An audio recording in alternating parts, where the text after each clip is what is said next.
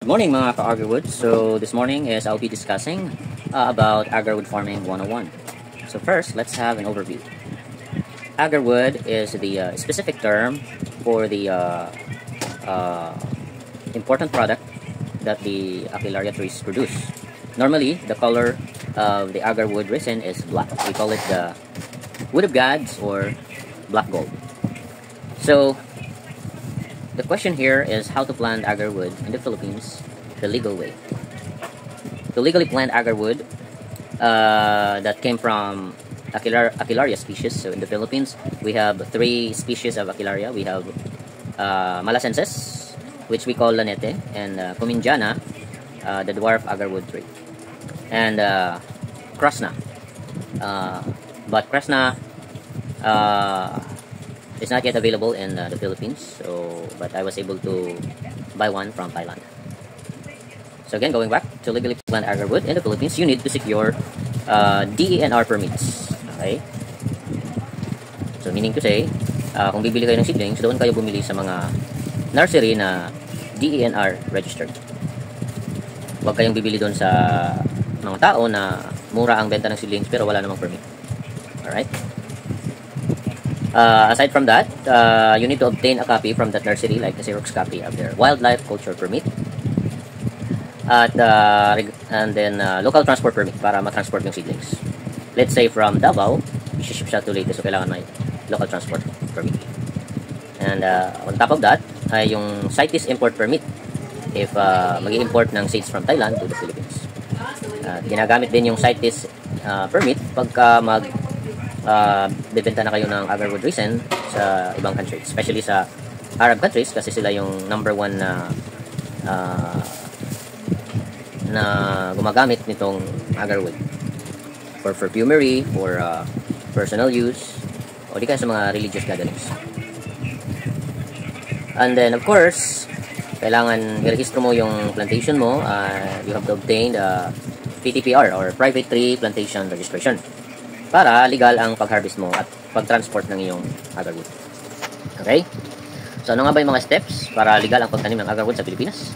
So number 1, kumuha ka ng kopya ng wildlife culture permit doon sa nursery or DNR registered nursery na binilhan mo.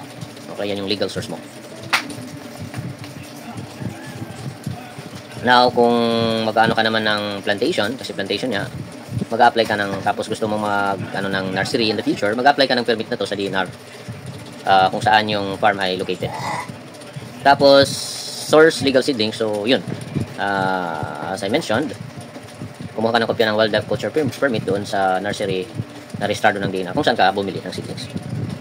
Pangatlo, mag-apply ka ng CITES import permit kung kailangan lang. So, ito ay para sa mga nagbabalak magtayo ng nursery at meron kayong mother tree.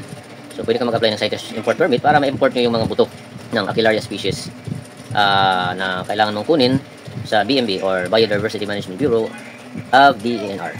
Okay? Pang-apat, pipiliin mo yung tamang lokasyon. Okay? So, pipiliin mo yung lupa or lokasyon ng lote or agricultural land na malamig. Kasi ang Aquilaria trees, nagtra-thrive sila sa malamig na area. So, kung mapansin nyo, mostly na nasa bukid na sila. Alright? Pang-lima, ihanda mo yung klase ng lupa. So, dapat ang optimal range for agarwood growth is 5.5 to 6.5. Tapos yung spacing is 3 meters. So, sa 1 hectare, kaya mong makapagtanim ng 1,000 seedlings. Pero, by groupings, like yung 4 by group planting, kaya mong magtanim ng 2,000 seedlings. Pang-anim ay pwede mo nang establish yung plantation mo. Diba? Makapag-establish ka na ng plantation mo. Tapos, yung plantation mo, i-re-register mo yan. Okay?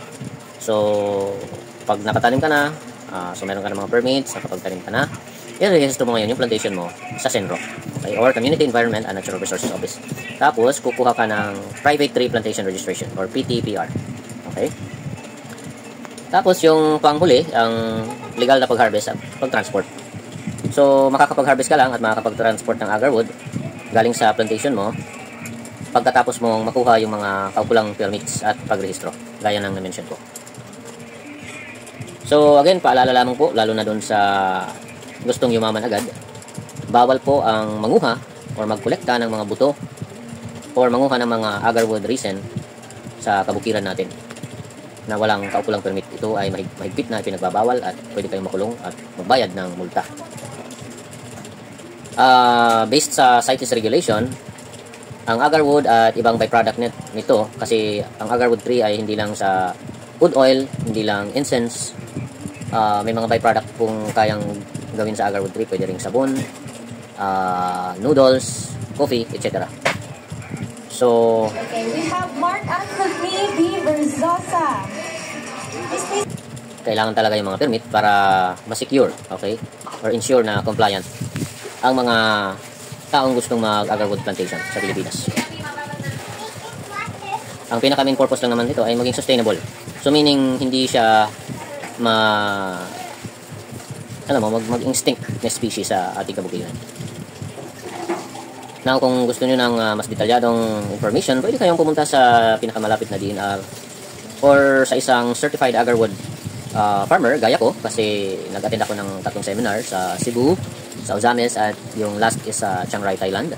I do have my certificates that I can provide as proof na ako ay isang expert sa agarwood farming. Okay? So pwede kayong magtanong sa akin, libre lang naman po. So you can leave comments in this video or message me sa aking Facebook account or main Facebook account or sa aking Facebook page, soon to be na magiging nursery din is Philippine Agarwood Conservation Movement. Okay? So yun lang, ang conclusion dito or endpoint dito, basta sumunod lang kayo sa guidelines ng ating batas, makakatulong kayo sa pagpapanatili at pagpaparami ng agarwood, at ang makakabenepisyo nito ay tayong mga nasa laylayan, lalo na yung mga small farmers. Yun lamang po, and don't forget to subscribe, like, and share this video. Click yung notification bell para update kayo sa part 2 ng aking i-upload na video about agarwood farming 101. Maraming salamat sa panonood. Thank you.